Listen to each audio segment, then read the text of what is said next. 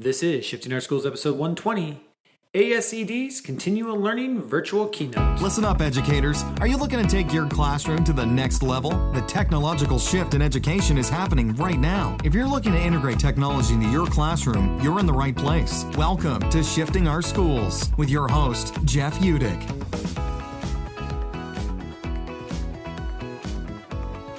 Welcome back to Shifting Our Schools. Thank you for tuning in and listening this week and subscribing to us in your favorite podcast player. This is going to be a quick intro this week, as much like everybody else, this crisis that we find ourselves in with continuing learning and distance learning is taking hold of everything around us. And I'm spending my hours now supporting school districts primarily across my home state of Washington. I wanted to just quickly give you an introduction and say I hope that you are all staying healthy and you're staying safe out there. And we're starting to really ramp up here in the state of Washington, looking at what is distance or continued learning going to look like for the rest of the year. About a week ago, I was contacted by our educational service districts. We call them here. These are regional service districts that oversee many school districts in a region, to put together a keynote to support all school districts and all educators across our state. And earlier today, I did a virtual keynote live on YouTube and was able to capture that audio and turn into your podcast for you today. I'm going to put a link to the slideshow in the show notes of this. Sorry, it's been a long day on Zoom. I'm going to put a link to the slideshow in the keynote. Put a link to the slideshow in the show notes to this episode so that you have access to those while you're listening along, or you can just listen to about a 1 hour virtual keynote where I roll out a 3-phased approach that we are using here in the state of Washington to move into distance or continuing education. I hope this is meaningful to you. There are more episodes like this to come as we continue to go. Please stay safe out there, and I'll see you on the network. If you're watching this as a team, hopefully you'll have some time to kind of think about this. Again, the link to the presentation should be in the description, along with it's been so fun to partner with the Association of ESDs across this state to be able to bring this to you this morning. Such appreciative. We have, like everybody, have been in this crisis mode trying to get this planned out and get this to you, and their ability to be able to ramp this up, get out some professional development so that we can support you moving forward as schools and educators is just been an honor to work with them and all the ESDs across our great state. So I'm excited to be here with you this morning. And I've chosen this picture. I was trying to find this morning. I was like, okay, what's a picture that represents the state? How can I can take, the amazing ecology we have here in the state of Washington and kind of bring it down to one thing. And so what I want you to think about this morning as we get started is I want you to think of the Columbia River, right, as a unifying force for us here in the state. And I know what's kind of happened here since March 17th when we closed schools is I feel like every school district has been a stream that is melting out of the mountains right now, and we're just moving downhill at such a fast pace. And I have to give credit to OSPI and to our state, to all of you doing the work of starting with getting food out to kids, making sure that we are providing healthcare for our first responders. We have done such an incredible job. It's an honor to call myself a Washingtonian in the work that we are doing here in this state as well. But here's what I'm hoping for today. I'm hoping today that we can maybe slow down this pace that we find ourselves at, that these streams have been running down our mountains into the Columbia. And what I want us to do today, my hope is today, is that we can become the Columbia. We're going to slow this pace down. We're going to focus on a direction. And we're going to put some systems in place that can support all of us and our students and families as we move forward through this crisis through the end of the year. So I'm going to go ahead and start sharing my screen with you. So you should see my presentation. Again, you can follow along with this presentation yourself if you would like in the description box to this YouTube Live. And here's where we're going to start. First, I want to give you some background of how we ended up here, where's the information I'm going to share with you is coming from, and understand that our job here is to never stop learning. So first and foremost, if you don't know, I am Jeff Udick. I was born and raised in Spokane, graduate of Central Valley High School here in front of you, and went to a community college, Olympic Community College in Bremerton. So spent some time out on the peninsula where I met my now wife, and graduated from WSU, go Cougs. with an elementary ed degree. My wife and I taught here in the States for 3 years before we decided to move overseas. And it's those experiences overseas that actually has helped me to bring back here. And here's what some of those experiences were of how we ended up, or how I ended up kind of where we are here today. It just so happened in 2003, my wife and I were living in Saudi Arabia, and due to terrorism, we had to go into a distance learning situation. And I want you to think back to this, right? In 2003, there are no cell phones. Oh, well, they're flip phones, but we don't have smartphones. We had a 56K dial-up access, and we had to graduate our first class of seniors. We had to figure out how to get them credits, and we had to get them to be able to walk across the stage. In 2005, my wife and I, we've moved to Shanghai, and we end up in Shanghai when the SARS outbreak happens in Asia. And we ramp up at that school as well, go into some kind of crisis mode of getting teachers trained up, getting systems put in place. We never ended up closing in Shanghai, but we were ready to rock and roll there as well. And then in 2009, my wife and I moved to Bangkok and taught there for 4 years. These are all American international schools, American curriculum standards, much like we are here, just in these different countries. And due to flooding in Bangkok and the H1N1 outbreak, we end up going into virtual school for about a month, or distance learning for about a month, and going through a very similar system. Because of that work and the work that I was doing when I spent my time internationally, in 2011, I was actually invited to Washington, D.C. and worked with the State Department and senators and finding funding and setting up a global virtual school installment. So for international schools, this crisis would happen for international schools, that they would be able to quickly move to a distance learning situation. And part of that system helped propel international schools to start thinking about blended learning, which is really what this is. If you were doing blended learning before this happened, it makes it such an easy switch. That's got to be our focus moving forward as we get into this. But we were able to set up that system that, is allowing schools to do this internationally as well. The other part of this is we have to understand that our friends in Asia are 10 and 11 weeks into this, and we are learning a lot from people who are a lot farther down this than we are. And so we need to take those experiences. And lucky for me, with my time that I've spent in Asia, I still have a lot of contacts there, so we know what's working and what's not working. So that's kind of the experience that I'm bringing to this when we get started. And the first thing that we know when we're talking about this is, and this is what I've loved about our stage, is we've been focused on these hierarchy of needs of our kids, that we must first, before we ever worry about school as school is, or talk about trying to assess kids, we've got to fulfill the psychological safety needs of our students. We've got to show them that there are love and belonging. And we know for many of our students that love and belonging was school, was this physical place we called school.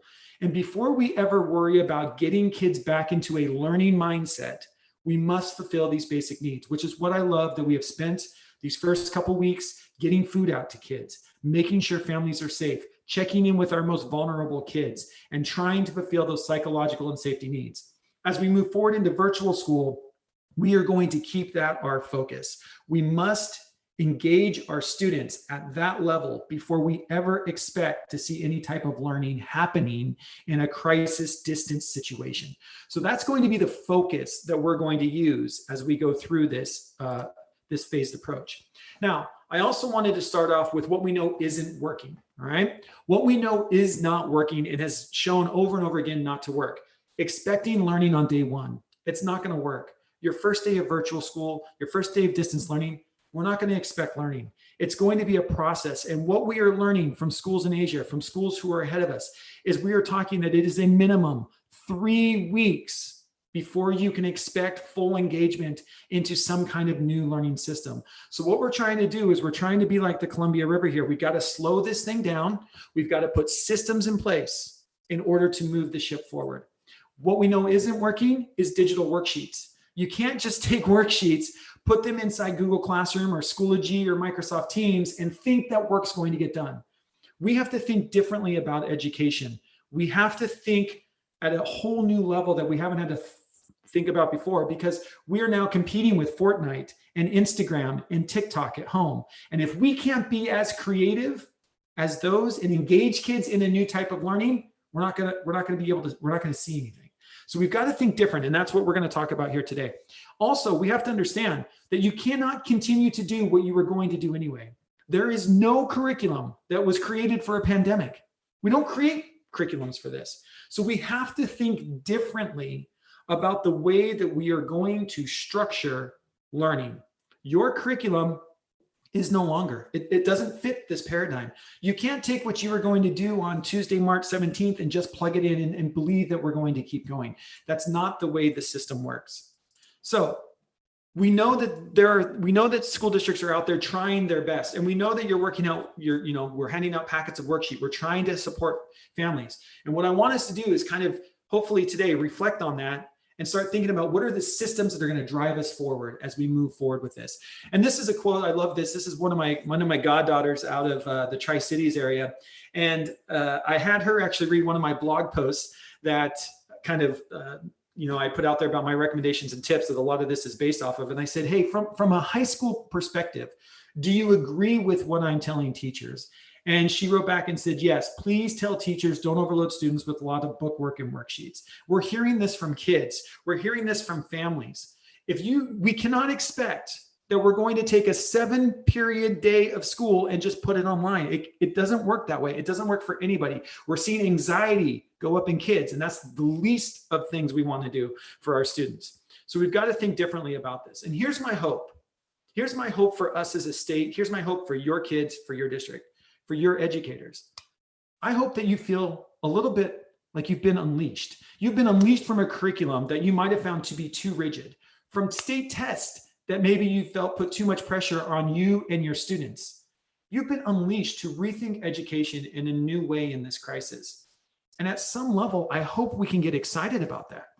What I've been hearing for years as I've been working with teachers across this state is teachers are telling me that they feel like the creativity is being drowned out of them because of the pressure we are feeling coming down from all these different avenues.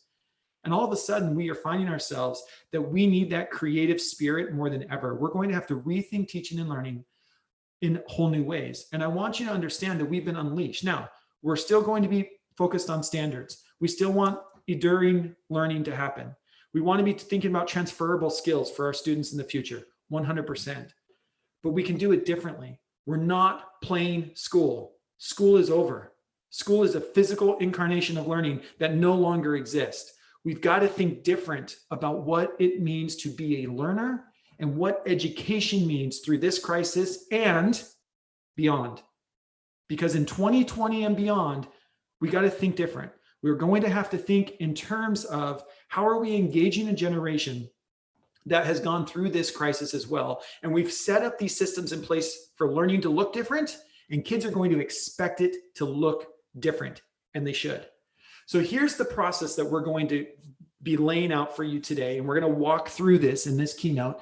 And then we're going to be able to, that if you as an educator sign up through the AESDs and be able to structure this, and we're going to support you through the rest of the year. If you are a district, you can bring a team to the table, and we're going to walk you through this and break down these big ideas. And again, those registration links are in the description here if you want to get that signed up today.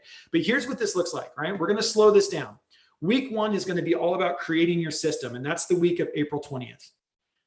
Week 2 is going to be about preparing for learning. We're going to prepare, and all we're going to be talking about is engaging kids. We need to engage them before they can learn. So that'll be week 2.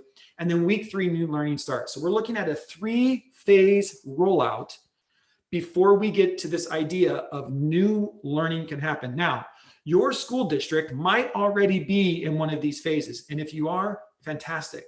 I'm hoping then that this keynote can maybe help you reflect on what are some pieces maybe you've dropped, where do you maybe need to focus, how do you continue to move your district, your team, your teachers down the river.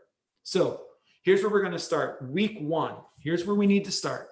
We need to start creating a system that we are calling your Core 4. Now, your Core 4 can be made up of 4 different apps, but very specifically of what we want in this Core 4. We want what we're calling a home base. On the screen in front of you, what you are seeing is our home base in this example would be Google Classroom. Now, I could replace that with Schoology. I could replace that with Microsoft Teams. I could replace that with something that your school district might have been using anyway.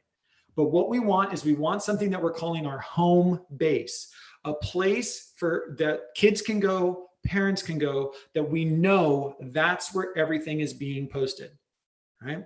Now, if you were watching this as a team or you were an educator watching this, you might want to grab a piece of paper, create a circle, and see what tools you already have in your core 4 and what you might want to add. Now, on the back side of Google Classroom, Schoology, Microsoft Teams, whatever it happens to be, you're going to need a place to hold those documents. So in this example, we're using Google Drive, but that could be Office 365. It could be OneDrive. We need whatever that is on the back side. So those two are working together. On the left and right side of your screen, we need 2 different video apps. We need one video app that does synchronous meetings. So right now, what seems to be the most popular is either Google Meets or Zoom. You can also use Skype out there as a synchronous system. So we need an app that'll do synchronous meetings, Google Meet, Zoom, or Skype. So that's one app. The other app that we need, that I would even argue is probably more important, is an asynchronous video app, something that allows both teachers to make videos to hand out to students, and at the same time allows students to create videos to turn in as an assignment. Now, here's why we want a core 4. We want to start sending out a message that we are going to be using these 4 apps. That does not mean you won't be using other apps outside of the core 4. And we're not going to introduce any of those other apps until we get into the learning. Our first 3 weeks, we need to focus in on these core 4. At the district level, when you come up with a core 4, you know where to focus your professional development. That's where you reach out to your ESDs. You find in-house experts. You can focus in on, okay, these are the 4 things that every teacher needs to know how to do, right? From a district level. Also, from a big level, teachers, I know that you might like to use Schoology and the rest of the school is using Google Classroom. I'm really going to ask you to get on board with whatever the school decides is your core 4, because what we don't want to happen is we do not want a parent at home who might have 3 children to be trying to support Google Classroom, Class Dojo, and Schoology, because now kids cannot help each other at home. So we want to simplify this from a district level. Come up with your core 4, and then we're going to roll that out as best we can throughout our community. The only exception I would say to that is our K2 kids. Our K2 kids, we might not be using something like Google Classroom. We might just be using an app like Flipgrid, or we might be using something a little simpler like Class Dojo. But right now, I want you to focus on what are those 4 apps. You need 2 video apps, and you need 2 apps that are our home base, and then have all the documents behind that, right? So that's where you should be. If you have your core 4 already, fantastic. Number 2, we have to think about that we no longer are teaching periods of students. We're teaching them all at once. So we have to blow up this idea. And this is where we get to be creative a little bit, teachers. We have to blow up this idea of school. School doesn't exist. The school you knew on March 16th is no longer here. So we get an opportunity to think different. Now, you can set this up however you want. You're going to get a lot of, flexibility on how you want to set this up. But here's some things that I've seen. I was just talking with a music teacher in Connell at North Franklin School District. And she is now setting up a Google Classroom, that's their home base, where her middle school band students are in the classroom with her high school band students. Why? You get an opportunity that all of your band kids get together. I have another teacher who's taken their 4 periods of algebra kids and put 4 periods of algebra kids in the same home base. Because, in the physical world, we only get 30 kids in a classroom. But in a digital world, I get all 120 kids can learn from each other. If a kid in period 1 has a question, a kid in period 4 might have the answer. And we're going to support ourselves as a virtual community. So I want you to think this way, right? What is the right structure for you? I have one teacher who's put her Algebra 1 and her geometry kids in the same classroom, because heaven forbid those 2 groups of kids support each other. We got to think differently about what that schedule might look like. And it's not going to look like the schedule of school, nor should it. School doesn't exist. Learning exists. So we got to think different, right? What's that going to look like? What's best for kids? This week, as we prepare for this, the first thing we want to do is we want to set up office hours. And in this example that I'm showing you, we would be using Google Meets, but you could be using Zoom or Skype, whatever your district decides to do. Now, The power of doing office hours, I want to make this very clear to you, is in office hours, there is no new information given to students. This is not teaching.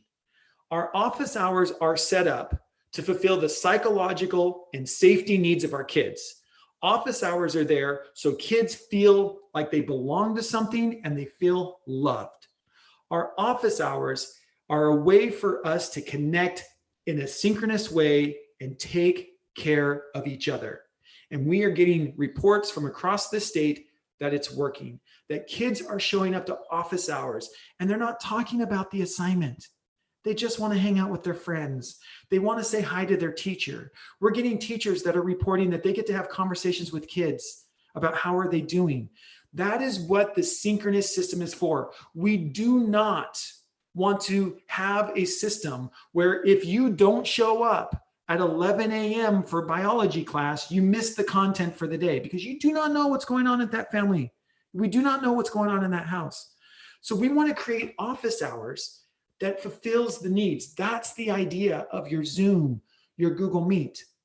We have reports. I've got a teacher that just reported the other day that her first week that she set up an office hour, her first office hour, one kid showed up. She's now into week 3 of office hours. She's getting somewhere between 70 and 80% of her kids showing up, and they're starting to play games. So the other day she said they played Pictionary. So you start thinking, right? It's going to take 3 weeks before you get there. But they're not doing learning, they're hanging out. The things we know that school is for most of our kids, that's what we're using this synchronous time for. So what we want an office hour, 1 hour, 2 or 3 times a week for conversations between you and your students. Just check-in conversations, right? And the second paragraph here, we need to either move those time slots around or coordinate those times with our colleagues. So here's one thing that we're talking about. If I'm going to have 2 office hours, and I was a 4th grade teacher, so I'll use a 4th grade example. I might on Monday say my office hour is from 10 to 11, but then on Thursday, my office hour is from 1 to 2 p.m. And why we want to do that is we don't know what's going on in that house. We don't know how many devices might be in that house. So we want to give different kids different opportunities to join us.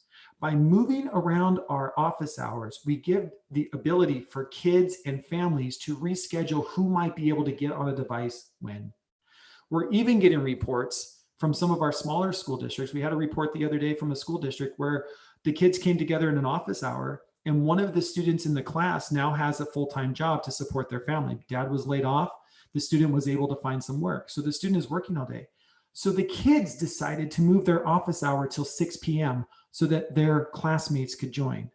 That's the power of office hours. It's a time and space for us to hang out. And that's what we want. So we need to change those times to make sure that we're supporting families because we don't know what the home schedule is to be able to put those into place. Week 1, your assignments, teachers. This would be your assignment, teacher. Set up your home base. Do you know what your home base is? Are you able to get that created? Get familiar with your core 4.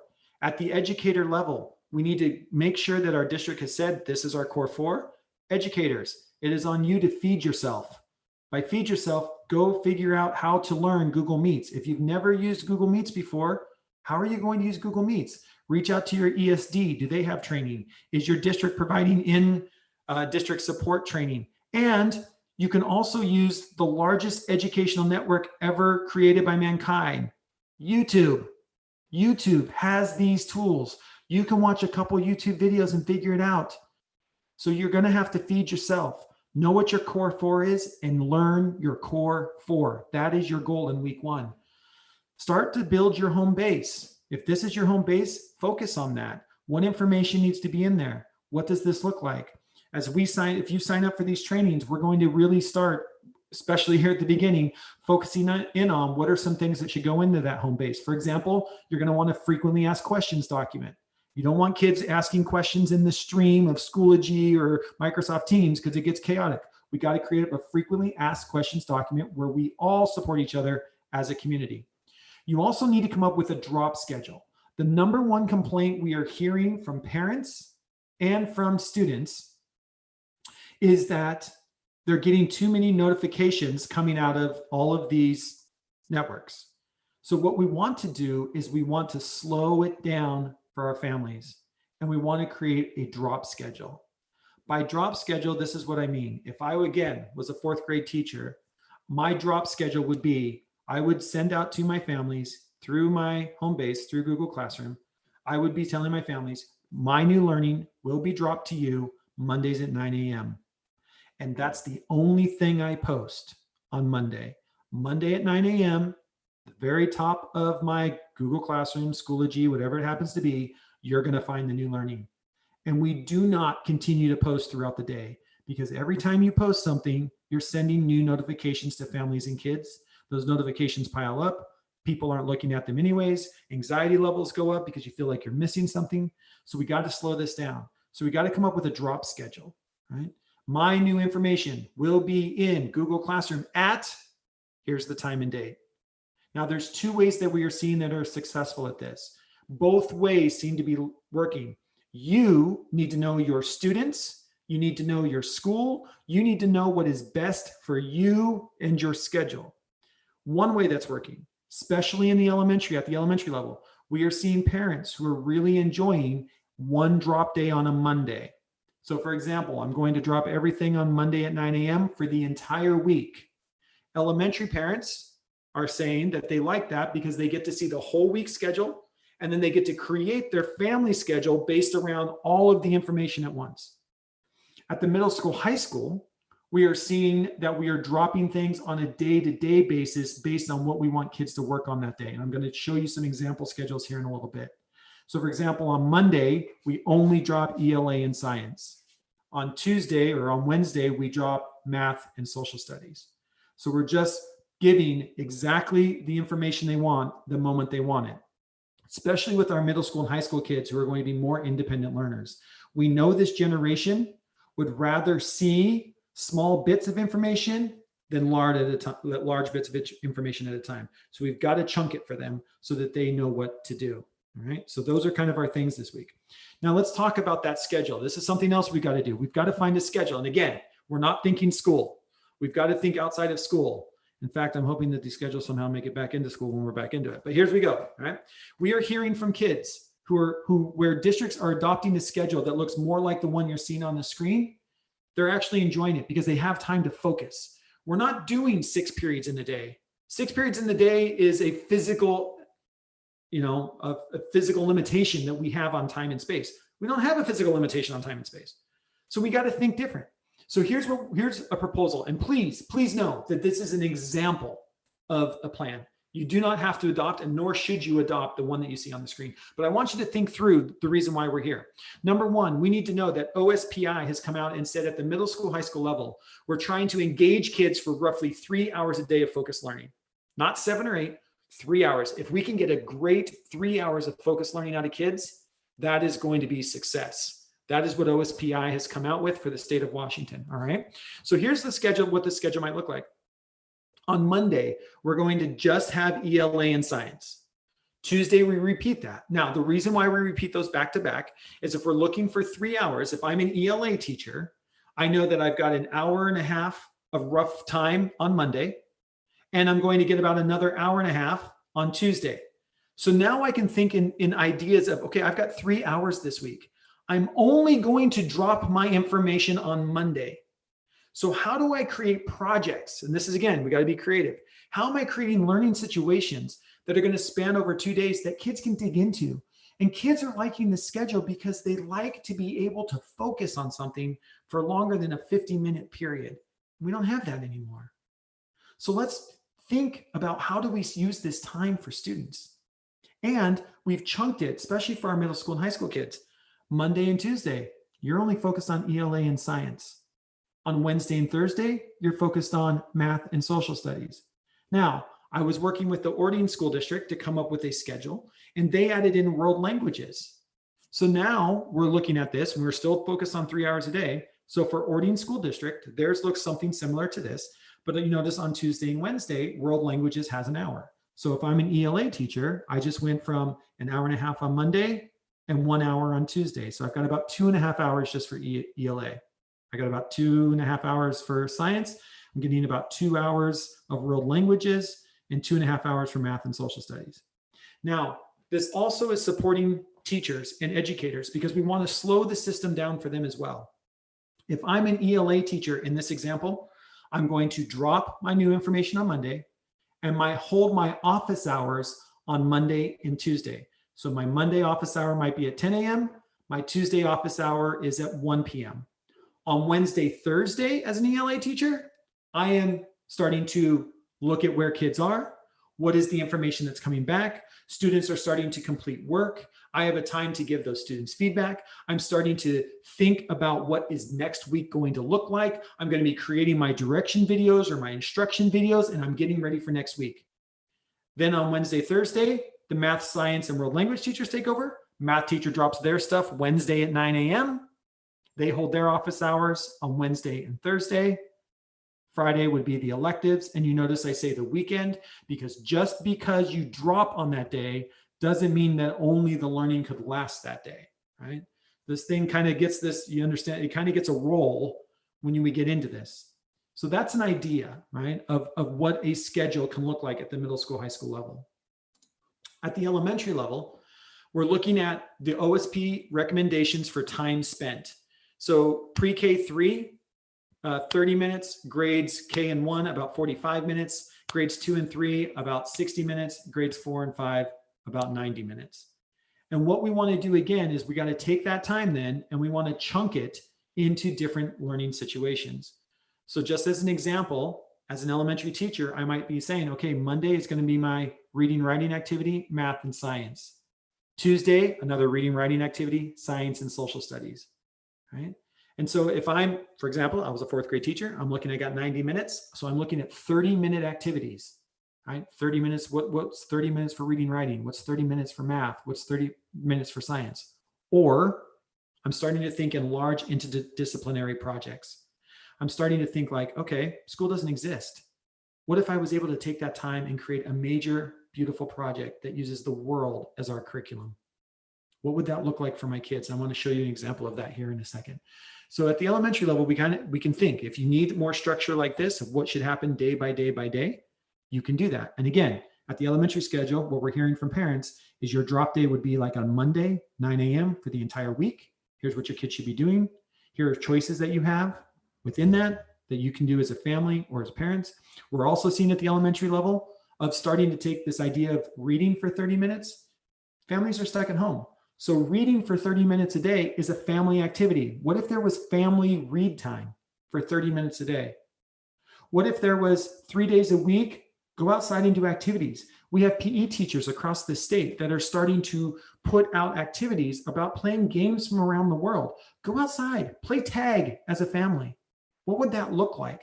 So PE teachers, how are we starting to think about giving out directions, making videos, showing kids how to play a game with your family and getting families active together? Those times are not inside this schedule. If we're just going to be a district that's like 30 minutes of family reading time, 3 days a week, 4 days a week, every day, whatever you decide, that's outside the schedule. As families, everybody take time out, read for 30 minutes. I don't care what you read. I just need you reading, right? So be thinking about that as we move forward. What are those things that we want to say, look, this is just what good families do when you're stuck together. The last thing then in this week 1, this creating your system, is going to be managing or setting up your team meetings, right? We know that districts who are moving fast, districts who are moving together, are districts who are meeting together. We also know we have teachers who need to support each other. So you should be meeting with your PLC teams. You should be meeting with your department teams at least twice a week to start, because we're all having to think differently. Our curriculum's gone. We have to support each other in thinking bigger terms. What does this look like? How are we supporting each other at an emotional need? And how are we supporting our kids? What's working? What's not working? Because each one of our districts and the kids inside our districts are coming from a different point of view, right? So we need to support from each other. Hopefully you've got those set up already, but that is a critical piece. Then the next week, after we get our system set up, then we're going to move into preparing for learning. No new learning has started yet. We're just preparing for new learning to start. So week 2 is all about getting engagement. If you want to write down a word in your notes right now in all capital letters, it's engagement, engagement, engagement. We cannot teach kids until they are engaged with us again. So the most you're going to do is you're going to put out some review information. Hey, before school started or before school stopped, do you remember this is what we were doing? Here's some review. Do you remember we were talking about this? We were talking about that. That's what we're doing this week. This is the week that teachers make their first video for students, right? Make a video for students to see and hear from you. This is your asynchronous video. So in my core 4, this would be using Screencastify. This is not being synchronous. This is you starting to make videos so kids are used to getting information from you even though they're not live. And your first video to your classes needs to be you reintroducing yourself to them like it's the first day of school. So if it was me in my 4th grade class, I'd do something like this. Hey, everyone. How are you? Oh, so good to see you again. I miss you guys so much. And I hope that you are being safe. I hope you're helping your families out through this. And I'm really excited that we're going to get back together and we're going to start learning again. Do you remember before school stopped, I was always talking about my big cats that I have at home? Well, guess what? You get to meet my big cats. Look at my big cats. This is 80. This is Wix. I'd introduce them to my cats. If I talk about my spouse in my classroom, I'd be introducing them to my spouse. I might even tell my kids, be like, hey, I've set up a place in my house where I do my learning and my work from, my new desk. And I would take the kids on a tour like, this is my new setup. What's your new setup look like? I might even be asking kids like, oh, during this time, my wife and I started gardening in the backyard and we were creating this cool garden. That's our project. Have you been working on a project at this time? Well, what projects have you been working on at this time? Teachers, this first video to your kids is about having fun. They want to see your face. And I know so many teachers don't like looking at themselves in the camera. You're going to have to get over it. Your kids look at you every day. They love you. They want to see you. They want to hear from you. Khan Academy videos are okay. They're nowhere near a replacement for you as a teacher. We've got to be making videos for our kids to watch. Also this week, you're going to be setting up your first office hour. You're going to drop that link to Google Meet. You're going to drop that link to Zoom inside your Google Classroom or Schoology, and you're going to hang out for an hour. And if nobody shows up, that is okay. You're starting to create a system, and it's going to take 2 or 3 weeks before you're going to get all of your kids there. And again, remember, this is a check-in time. How are you doing? How is your family? Can I wave to your mom? Right? We're creating and fulfilling those needs of students before we ever worry about going into a learning situation. Start talking about, hey, I need you to check back here at Google Classroom every Monday at 9 o'clock. New learning is happening. That's what this looks like. Right? Now, I want to stop for a second and pause and talk about why asynchronous videos as instructions are so powerful. This is using, in my example, Screencastify, or some people are using Screencast-O-Matic, another great app. Choose one, whatever it is, it's the right one for you and your district, but choose something. But before we ever got into this crisis, and all those teachers that have been in trainings with me for the last 3 years know that I beat this drum to death, because there's research behind it in 2020 and beyond. There's research behind it that we are teaching a media first generation who has watched more media than any generation before, and their brains are being wired different for it. But here's what the research shows, and I've got the links to this at the end. It comes from Vanderbilt University, that we know that a good instructional video needs to be between 3 and 5 minutes, not 15 minutes. You're going to be making instructional videos that are no longer than 5 minutes. And here's the crazy part. I had a teacher the other day said, okay, well, I'm an algebra teacher. It takes me longer than 5 minutes to explain how to solve an equation. That's okay. And I don't know why this works, but the research shows we as humans, when we're looking at videos, we would rather watch 3 5-minute videos than one 15-minute video. I don't know why, but that's what it shows. So as teachers, and this is part of what we're doing in our trainings, if you sign up, you will make a video. And if you're an algebra teacher, I'll just keep using this example, and I'm having showing kids how to solve an equation. What I'm going to do is I'm going to make my first video, but at the end of the first video, there has to be an action step. So I might only solve the first third of the equation. And at the end of the video, because I'm getting close to my 5 minutes, at the end of the video, I'm going to say, okay, stop watching the video here, and I'd like you to finish the equation to this part. Once you've gotten to this part, come back and watch the second video. So kids go away, they do a part of the equation, they come back and watch the second video. They go away and do part of the equation, they come back and watch the video. So we can take a 15-minute instruction and we're going to chop it down into 3 5-minute parts. All right. Now, why do we know? What's the research say? Asynchronous videos show gains in learning. The research is out. Using video as an instructional tool actually shows gains in learning. In fact, the research shows if you, the teacher, make the video, we see gains increase even more because your face matters. The relationship you have with your kids matter. And we've got to start implementing this in our classrooms now. We also have to understand when we make asynchronous videos that we have given control of learning, of pace, over to students. Right now, when I'm doing this, because this is synchronous, if you're watching this live, you're not controlling the pace of learning. I'm controlling the pace. However fast I talk is how fast the information is coming at you. But when we watch an asynchronous video, if you were to go back and watch the recording of this, you get to pause it, fast forward it, skip portions of it. I've given control at which the pace of information is coming at you over to you, the learner. And that is power. When we say students need to be in control of learning, one of the ways we give control of learning to students is the pace at which information comes. That's what asynchronous videos do. They also engage a media first generation. They allow students to see us because they love us. And they allow us to meet the individual needs of students through accommodations. Because if I have a student with special needs in my classroom, I'm going to make a specific video just for that kid. If I have a bunch of students who are ELL students in my classroom, they might get a separate video with separate instructions. And all of a sudden, I can use video to differentiate my instruction to kids in my classroom. That's the power. And each subset of those of my students can get a video that is particular to them.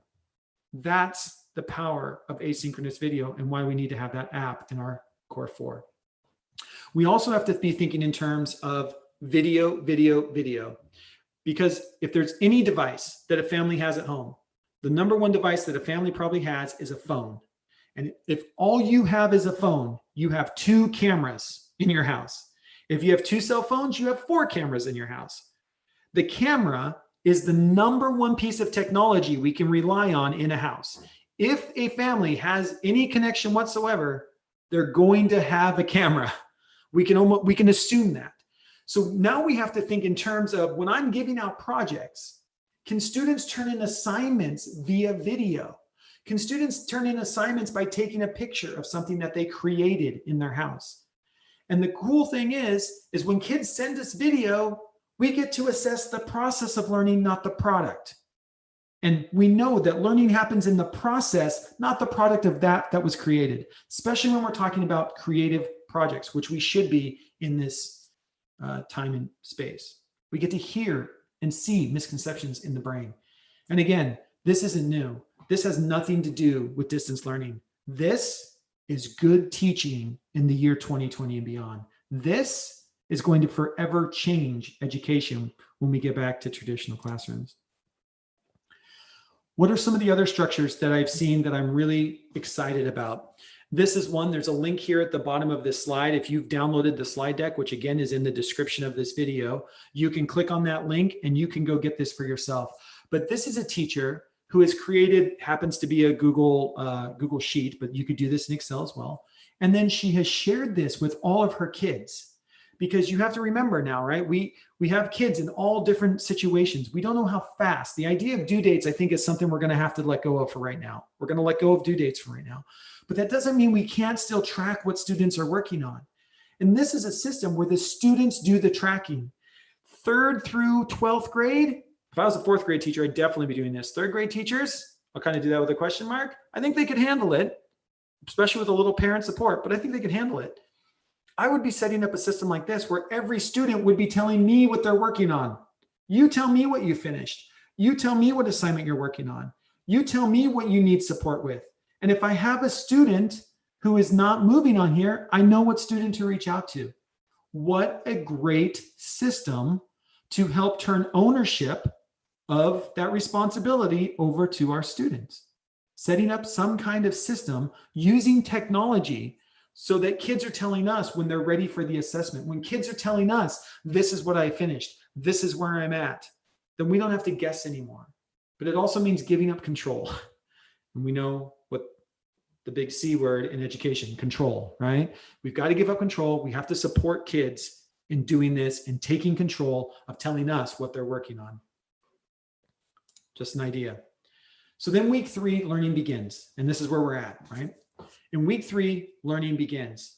And here's the questions that I want educators to start asking themselves as learning gets ready to begin. How am I taking advantage of my new reality?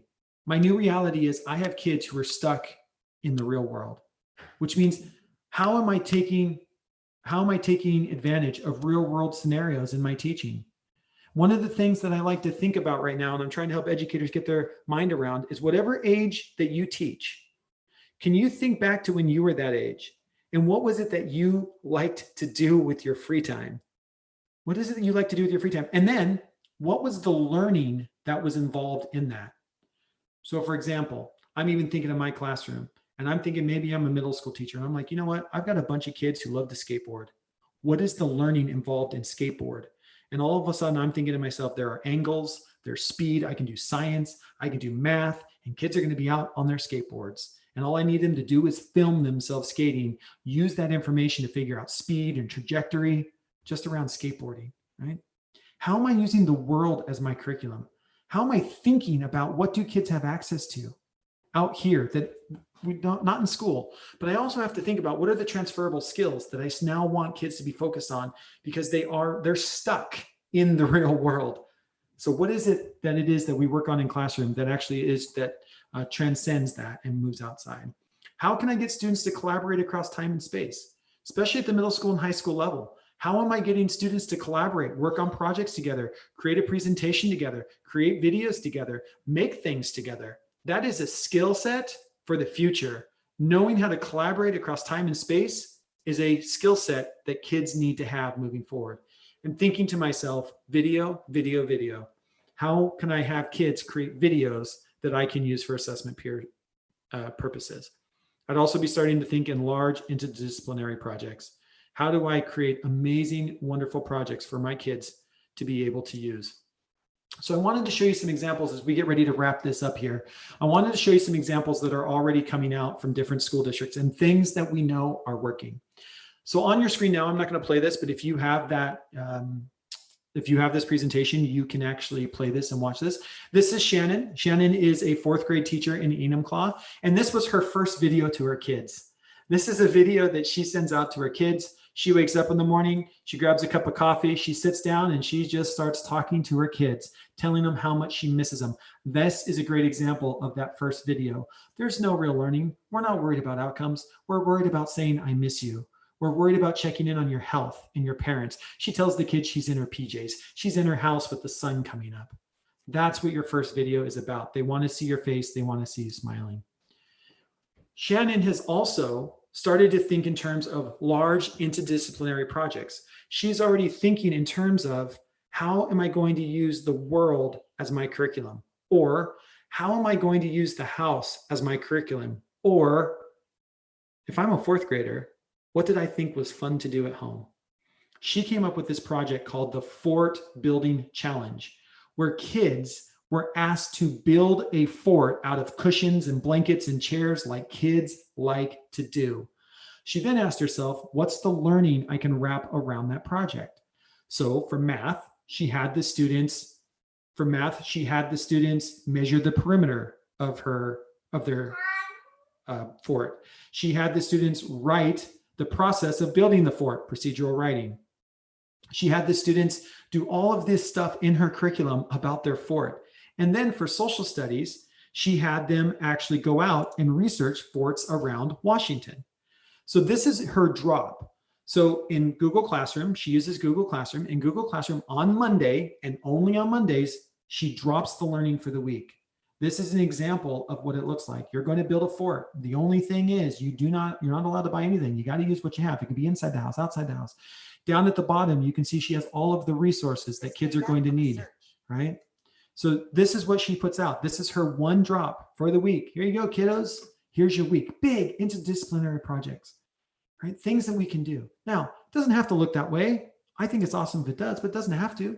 Here's another example of a teacher who created a video helping kids tell time, because that's where they're at. And then ask kids to find something around your house that you can make a clock out of. So what would 5:27 look like on a clock? And so they put out the instructions in a video, again, allowing kids to pause it, replay it, rewind it, however many times they want. As I'm always constantly telling teachers, if you ever thought to yourself, if only I could clone myself in the classroom, you now have the opportunity to do that. You can clone yourself. You can answer the same question 100 times and never get tired. That's the power of video. All right, just another idea. Now, I know that not all of our kids are actually connected. And I know right now, as we're doing this live, I know Tyler is in the chat room. People need to give a shout out to Tyler. This is his choice grid that he made for his high school ELA students.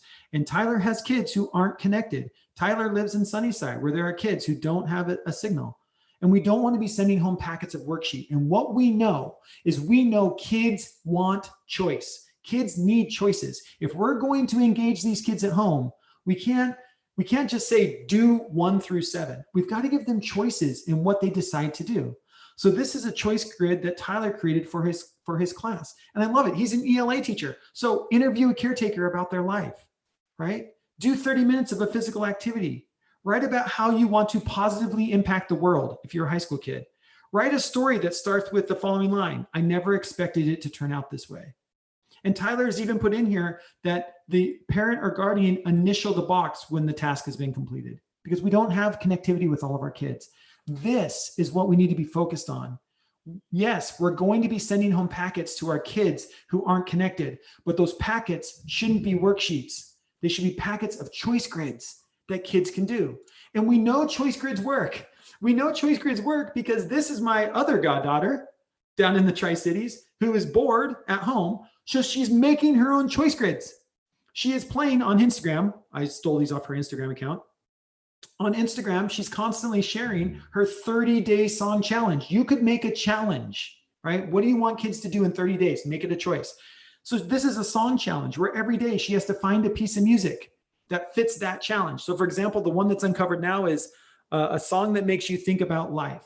That's her next challenge. The one on the right is quarantine bingo. And I actually told her that I was taking a screenshot to share with you. And she said, well, make sure you tell them I created it, right? And she shared this with her friends. They're playing choice boards. They want choices. So when we give out assignments to students, whether they are connected or not connected, they want to have ownership. And when we create choice grids, we're giving ownership of the path, right? Ownership over pace, ownership over path.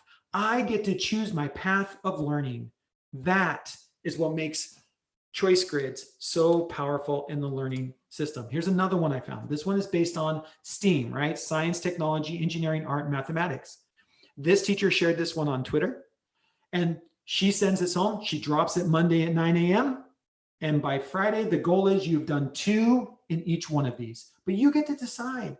And the reason why this also works, especially at an elementary level, is we know at the elementary level, we have a lot of parents who are going to need to support our kids. So when I give choices, I'm not just giving choices to kids, I'm giving choices to parents. So parents get to come in here and say, oh, you know what? That would be really fun. I think that would be fun to do with my kid. And so we are giving choices to people. People want choices. They want to feel like they have control over something, and we can give them control over the path of which the learning happens and still meet the enduring understandings and the outcomes that we need kids to meet. This is a teacher that I happen to be working with in Luxembourg right before we got the stay-at-home order here. I was in Luxembourg working with the International School of Luxembourg. And this is a world language teacher. This is a French teacher who knew they were going into a virtual situation, going into distance education.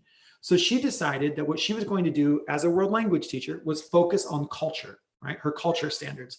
So she has decided to make a video. She uploads it to YouTube. You can go follow her at the YouTube link below. But she makes a video once a week where she goes to a French-speaking country. She speaks all in French, and the kids have to listen to her. They have to try to figure out through her clues what country she is visiting. Now, she's gotten really good at this. She has a green screen in the background where she's using video to help set herself up. In this video, this is week 3. She's at home with her 2 sons and her husband, and the whole family's involved. So her husband shows up in the video as somebody she meets on her travels. She's embedding this into a Google form. She's getting feedback from kids. Kids have control over the pace. They can rewatch the video 10 times as they're trying to answer the questions, right? And I don't want us to forget about amazing opportunities like using something like Google Earth. No matter the age of kids, we love looking at our planet. And there are so many great resources built into something like Google Earth, and Google Earth is now completely online. So you don't have to download it. It works on Chromebooks. It works on any kind of laptop device. And so we want to take advantage of this. Built inside of Google Earth now, you can have kids build their own projects. They can build mapping stories where they tell stories based on a map. If you go in here and on the left-hand side, you will see one that looks like a ship's wheel. And if you click on it, it's called Voyagers. It has map overlays of historical maps for social studies teachers. There's science overlays over the latest hurricanes and tropical storms for science. There's a game button where you can play Carmen Sandiego. I played Carmen Sandiego growing up, one of my favorite games. You can now play it inside Google Earth. And there's all kinds of educational voyages built into Google Earth that are based on our standards that kids can do. So I want to think the world is our curriculum, right? It's out there. We just have to find ways to package it and present it to our kids that is in an engaging way. And here's what I want us to remember as we wrap this up. Not doing anything is far worse than trying to do something. We've got to support our families and our kids. And we've done such a fantastic job of getting meals out to the most needy, being able to meet the psychological and safety needs, trying to set up daycares and care systems for our first responder students, right? But what we want to do now is we need to move forward, and we need to think about how are we going to support them. And it's not going to be perfect because we're not in a perfect situation, but we've got to try and do something to support our families and our students as we move forward. And I want us to continue to ask, what if I taught as if the world was my curriculum? Because we're going to get back to school someday. And when we go back to school someday, this remains. We still get to teach as if the world was our curriculum. That's the power of living in this time. The power of living in this time is the power of understanding that we can use the world as our curriculum when we teach. Now, as we wrap this up, part of what this is with my partnership with AESD is we have created 2 strands to support schools and educators across the state of Washington. One strand is for administrative teams. So we're asking administrative teams of 4 at a district or school level can come together. You are going to get 6 sessions between April 21st and March 14th. Those sessions are going to focus exactly on the 3 stages: supporting administrative teams of rolling this out. What does this look like moving forward? Every single one of our sessions has focused action items to help move your district along. And I know there are districts out there that we've already started this process with. I don't know if any are in the chat room, but we're moving, right? Action items, here's what you need to accomplish. We come back together. What did you accomplish? What do you need support on? Here's your new action items, right? We're going to create a distance learning system that works. Educators, if you want support, we've got 2 strands for you. You can either, from the educator strand, if you sign up, you can do 4 sessions over the next 2 weeks. So you're going to get 4 sessions, 2 sessions a week, because we're going to ramp up quickly so we can get into this. So you're going to get 2 sessions next week, the week of April 21st, and then 2 sessions the week after that. If that's all you want, you can sign up for that, get those 4 critical sessions that start talking about these phases, your core 4, and get you rocking and rolling. You can sign up for that and go. Or we would love to support, and what I love to do and the work that I do with districts is long-term professional development, because we know it takes time. The mind doesn't change overnight, so we want to support educators through this. As an educator, you can also sign up for 10 sessions. You're going to get the same 4 sessions as the others, so it's going to be a quick ramp up, 2 sessions a week for 2 weeks, and then you get 1 session a week all the way until June 12th, where we're going to check in with you. We're going to be there to answer your questions. We're going to help fulfill those social, those psychological and emotional needs, make you feel loved and belong, that you're doing the right thing, you're moving forward. We get to go deeper into assessment. We get to go deeper into how do you create distance learning situations that are authentic for kids. If you want all 10 sessions, we will support you starting next week through the end of the school year. And thank you to AESD for being able to support this across our state at the state level. The rest of these slides are for you. These are links to the research, links to the 2 blog posts that I wrote. I have a weekly podcast that is supposed to go out today at noon. That's probably going to be a little bit late, but there's all focused on distance learning right now and virtual learning and supporting our kids. There is academic research. You can see the one I wrote there with a professor from Whitworth University about a lot of this. The new theory that we're using with this is called the connectivism theory. If you heard that, we break that down with that peer-reviewed article and some other resources there to get you started. I've also put in here other resources for teachers and for districts. What's the structure of a good video mini lesson? And also what might a remote learning lesson design kind of look like? What are we trying to get to? So that's it from me. I hope that this helped maybe bring some clarity for you. I hope that we get to support you more by signing up. Again, you can sign up if you want to right now. The links to the PD enroller from AESD can be found in the description to this show. So I hope we are here to support you. I hope to see you for the rest of this school year, whether that's from an admin time, supporting admin teams, or from a teacher side. But even if you don't sign up, please know that I love the work that we're doing in the state. We need to slow this down and become the Columbia River. We're going to bring our streams together. We're going to move forward, and we are going to do education in a very collaborative way where we move this state forward that is forever going to change education in the state. And so thank you. Thank you for tuning in. If you want to watch this again live, the recording will be here, but we are doing this again live on Friday. Or if there are other educators or administrators that you would like to watch this, know we're doing this again live on Friday. You can contact your ESD or contact AESD for the link where we will be live. Until I see you again on Friday, stay healthy and stay safe. Thanks so much for listening to this episode of Shifting Our Schools with your host, Jeff Udick. For more great content and to stay up to date, visit sospodcast.org, facebook.com/Jeff Udick, and on Twitter @JUdick. If you enjoyed today's episode, please leave a review and subscribe, and we'll catch you next time on Shifting Our Schools.